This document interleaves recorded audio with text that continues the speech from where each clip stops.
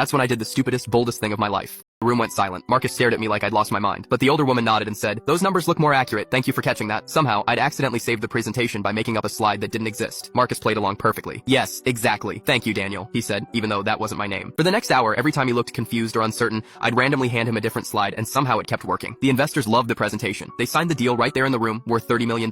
As everyone was shaking hands and celebrating, Marcus pulled me aside. "I don't know what just happened, but you just saved my company. That wasn't even my presentation. I grabbed the wrong folder this morning." Turns out Marcus had been so stressed about his assistant quitting that he'd brought completely outdated materials to the most important meeting of his career. My random slide flipping had somehow covered up his mistake and made him look prepared and professional. "How did you know which slides to show?" he asked me, looked him straight in the eye and said, "Lucky guesses." He laughed and handed me an envelope with $5,000 instead of the promised $1,000. But the best part came next. "You've got good instincts under pressure," he said. "How would you feel about being my new assistant? Real salary, benefits, the whole package." I quit my grocery store job that afternoon. 3 years later, I'm the operations manager at Marcus's company, making more money than I ever dreamed of. And Marcus still tells the story at company parties about the grocery store clerk who saved a $30 million deal by pretending to know what he was doing. The funniest part is that I still have no idea what those slides actually said. I was just too nervous to read them properly and kept grabbing random ones from the stack.